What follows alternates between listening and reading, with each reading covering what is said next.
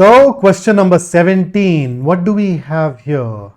4 sentences, properly sequenced, yield a coherent paragraph. We know this direction very, very intimately. That's a parajumble. So let us go ahead and read these sentences together. One starts with however. We know that it introduces contrast, and then it also has this very act of reduction. That is another clue. So if I use it, I can very safely say that 4 and 1 should go together. You realize, fourth talks about through the process of phenomenological reduction. Ooh. So there is some reduction, right? Now, if you wonder what phenomenological reduction is, I can understand. So there is something called phenomenology. Edmund Husserl is considered the father of it.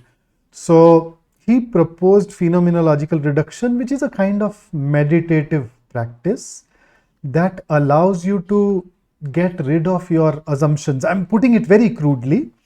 If I talk about it in detail, we'll end up talking about it for 20 minutes, and even that will barely scratch the surface. Okay, so he wanted to know the true reality of things around, but then how do you figure out the true reality when you are conditioned to look at things in a certain way? So you are supposed to get rid of that conditioning. So that's what phenomenological reduction is all about. Let's look at sentence 2, the ontological condition of being. So what exactly is ontology or ontological condition of being? Tell me something. Have you ever wondered what it means to exist, or what existence actually means? So complicated questions like these are part of a branch of philosophy that is called ontology. So in simple words, ontology is the study of existence, though of course it does go beyond that. It is also the study of how we determine whether things exist or not. We also talk about the classification of existence. So through ontology, we try to look at some abstract things and establish that they are in fact real, abstract things like love and courage. Okay, so ontology happens to be a part of metaphysics. So if you look at this entire sentence, ontological condition of being, what leads to existence, that is irreducibly complex. And here is the reason behind that complexity. So an idea, yes, but I don't see any obvious word-based clue here. But look at third. So any attempt to grasp the nature of being and consciousness is inevitably limited by the inherent subjectivity and contingency of our perspective. So I know that third is a conclusion, and the only other sentence from which we can draw third is first.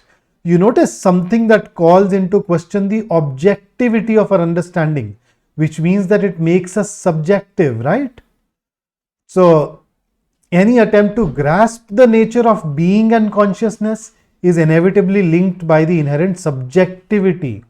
So that helps us connect these. So 4, 1, 3 definitely go together.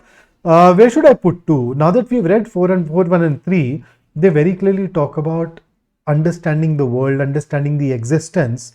So 2 can introduce this topic, after which we can go ahead and talk about 4, 1 and 3 in this particular paragraph. There is no other place where we would like to put in. If I put 2 after, so 4, 1 and 3 do go together. If I put in 2 after, it will become redundant. It will become redundant because if you look at 4 and 1, they have already communicated that same idea. And thus our answer here should be 2, 4, 1 and 3. If you want to, you can read it and you would find it the best sequence possible in these 4 sentences. Once again, 2, 4, 1,